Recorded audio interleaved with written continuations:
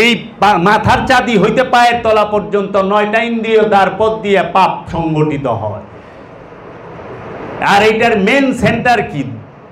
এই চোখ।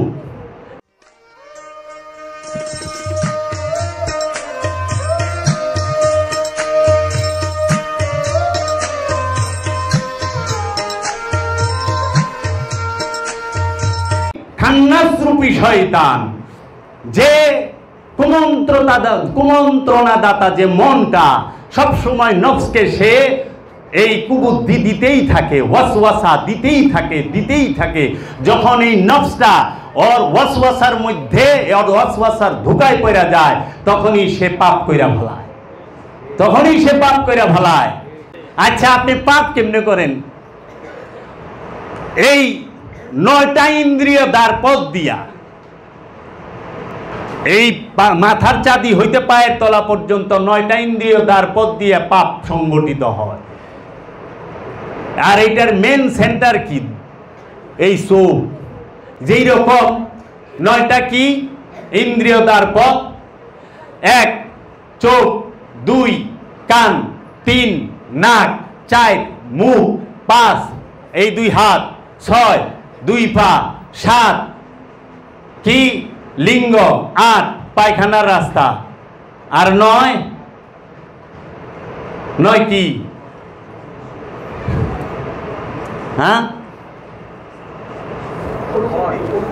হ্যাঁ, স্পর্শ, তাই না?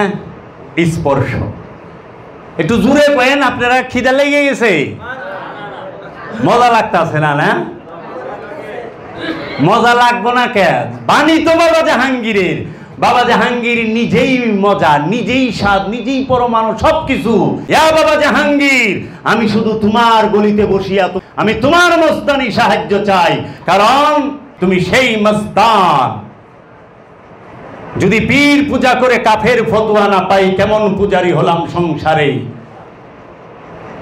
কাফের ফতোয়া তো পাইলাম না।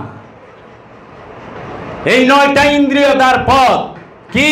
2 এই চোখ, 1 কান, 2 মুখ, 3 নাক, 4 2 হাত, 5 2 পা, 6 প্রস্রাবের রাস্তা, 7 পায়খানার রাস্তা, 8 আর স্পর্শ তো 9। এই 9 ইন্দ্রিয় দ্বার পথ দিয়া মানুষ পাপ সংগঠিত করে, মানুষ কর্ম করে। যে কোনো কর্ম এই 9 ইন্দ্রিয় দ্বার পথ দিয়া, যে কোনো কর্ম। এর জন্য কর্ম ইবাদত। কিন্তু কর্মের মধ্যে যখন কামনা আসে, তখনই হয় কর্ম কুলসিত। কামনাটাই কুলসিত, কামনাটা নিজেই শয়তান, আমিত্বটাই শয়তান। তো এখন এই 9 ইন্দ্রিয় দ্বার পথ দিয়ে কিভাবে পাপ সংগঠিত হয়? 2 চোখ দিয়ে দেখলেন খুব মূল্যবান জিনিস, হাত দিয়া ধরলেন, মনে কি লয়ে গেলেন গা, চুরি হইল না? মন থেকে তো কুমন্ত্রণা দিবারই লইছে শয়তানে, লইল, চুরি হইল না? চোখ দিয়া দেখলেন, হাত দিয়া ধরলেন, মন চোখ দিয়া দেখলেন, মন দিয়া ভাবলেন, হাত দিয়া ধইরা লয়ে গেলেন। আচ্ছা, চোখ দিয়া দেখলেন, মন দিয়া ভাবলেন, মুখ দিয়া লাহওয়াল হাদিস উচ্চারণ করলেন, মুখের কি হইল? অপপ্রয়োগ। এইভাবে প্রত্যেকটা অঙ্গ প্রত্যঙ্গ দিয়া 9টা ইন্দ্রিয় দ্বার পথ দিয়া পাপ করে। নফসকে মুসলমান হিন্দু হয় নাকি? হিন্দুর মুসলমানের চিহ্ন কোথায় পড়ে? দেহে। একটা পুরুষে তার সোনাটা মাথাটা কাটায় দিলেন, মুসলমান হয়ে গেল গা, পাকা মুসলমান।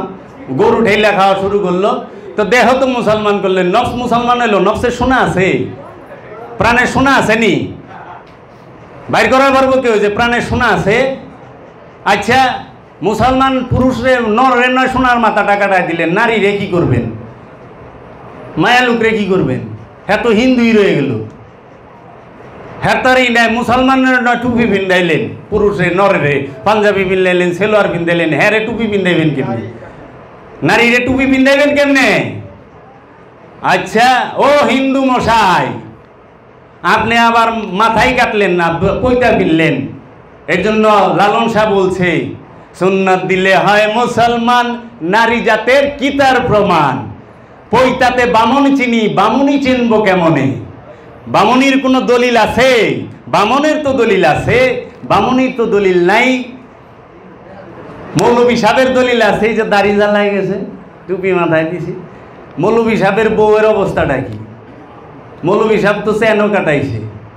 আবার আজম মুসলমান হয় কি, আজাম হে জীবনে এক উক্ত নামাজ পড়ে না, এরকম আজামও আছে, হেরেদা মুসলমান হইতেছে। এইটা হলো অনুষ্ঠান, এইটাও লাগবে, রূপক এটাও লাগবে, এটাকে অস্বীকার করি না, আমি নিজেও করাইছি, আমার পোলাপানরাও করাইছি, এটা লাগবে, এটা অনুষ্ঠান। কিন্তু মূল কি? মূল হচ্ছে তোমার এই চোখ দুইটা দৃষ্টি শক্তিকে মুসলমান করো, আত্মসমর্পণ করা। তোমার এই শ্রবণ শক্তিকে আত্মসমর্পণ করা, মুসলমান করো। তোমার এই বাক শক্তিকে, স্বাদকে আত্মসমর্পণ করাও, মুসলমান বানাও। তোমার এই ঘ্রাণ শক্তিকে আত্মসমর্পণ করাও, মুসলমান বানাও। তোমার এই স্পর্শ, এই যে স্পর্শে ঠান্ডাকে বলে ঠান্ডা, গরমকে বলে গরম, শক্তকে বলে শক্ত, নরমকে বলে নরম, তাকে আত্মসমর্পণ করাও। কার কাছে? এই ক্ষুদ্র অনুভূতিকে মহা অনুভূতির মধ্যে ফানা করো। বৃহৎ থেকে ক্ষুদ্রের সৃষ্টি, আমি কত বড়, আমার বাচ্চা, এইটাই স্থল দেহ, দেহটাই স্থল। এই দেহের ভিতরে কোটি কোটি সূক্ষ্ম দেহ বসে আছে। বীর্যের যে স্পাম, ওটা কি সূক্ষ্ম দেহ নয়? আমার যে সন্তান, এই সন্তানটা তো এই দেহের ভিতরেই ছিল সূক্ষ্ম রূপে। মেশিন দিয়ে দেখা লাগে, খালি চোখে দেখা যায় স্পামকে, বীর্যের যে শুক্রাণু সেটা কি দেখা যায়? এর জন্য এই দেহকে বলা হয়েছে কুল বৃক্ষ।